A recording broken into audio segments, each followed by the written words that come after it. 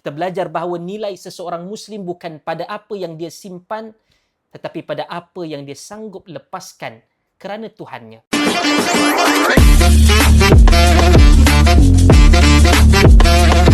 Bismillahirrahmanirrahim. Assalamualaikum warahmatullahi wabarakatuh. Sahabat-sahabat sekalian.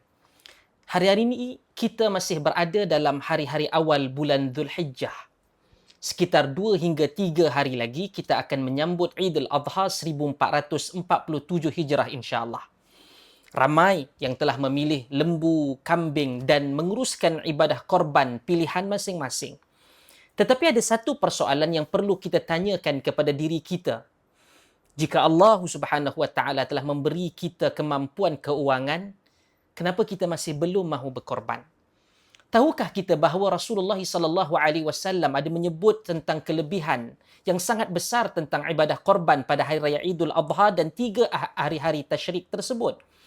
Dalam sebuah riwayat Al-Imam Tirmizi daripada Sayyidatina Aisyah radhiyallahu anha, Nabi SAW bersabda, "Ma 'amila adamiyun min 'amalin yawman nahri ahabba ila Allah min ihraqid dam."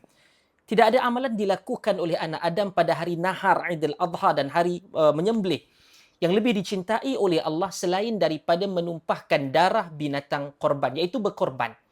Bayangkan sahabat-sahabat, pada hari raya Idul Adha banyak amalan boleh dilakukan, ada zikir, salat Eid, sedekah, silaturrahim dan sebagainya. Tetapi Nabi SAW menyebut secara spesifik tentang amalan paling dicintai Allah Ta'ala pada hari tersebut adalah ibadah korban. Dalam hadis yang sama, Nabi SAW menyambung, "Innahu la ya'ti yawmal qiyamati biquruniha wa asy'ariha wa adlafiha." Sesungguhnya haiwan korban itu akan datang pada hari kiamat dengan tanduknya, bulunya dan kukunya. Dan para ulama menjelaskan bahawa seluruh anggota haiwan korban itu akan menjadi saksi dan sumber pahala kepada orang yang berkorban. Bahkan ada ulama yang menyebutkan ia menjadi sebab kemuliaan dan pertolongan kepada tuan yang membeli dan berkorban dengannya pada hari kiamat nanti. Sebab itu Nabi SAW mengakhiri hadis yang saya sebutkan 2 kali sebelum daripada ini tentang dengan satu seruan yang sangat menyentuh perasaan. Wa anna ad-dama la yaqa'u min Allah bimakanin qabla an yaqa'a min al-ardi fatibu biha nafsan. Dan sesungguhnya darah tersebut akan sampai kepada redha Allah Ta'ala sebelum ia jatuh ke bumi. Maka bersihkanlah jiwa kamu dengannya. Korban bukan sekadar menyembelih binatang itu sama ada lembu, kambing. Korban adalah latihan jiwa. Kita mengorbankan sebahagian harta yang kita cintai kerana Allah. Kita belajar bahawa nilai seseorang Muslim bukan pada apa yang dia simpan, tetapi pada apa yang dia sanggup lepaskan kerana Tuhannya. Lihatlah Nabi Ibrahim alaihissalam. Baginda diuji bukan dengan harta yang banyak semata-mata, tetapi dengan anak yang sangat dicintainya, iaitu Ismail alaihissalam. Apabila cinta kepada Allah mengatasi segala-galanya, maka lahirlah pengorbanan yang agung. Dan daripada peristiwa itulah Nabi Ibrahim dan Ismail lahirlah syariat korban yang kita laksanakan sehingga kepada hari ini. Sebab itu dalam Al-Quran Allah berfirman, "Fasalli li rabbika wanhar." Maka dirikanlah salat kerana Tuhanmu dan berkorbanlah. Namun dalam masa yang sama para salaf sangat mengambil berat tentang ibadah ini.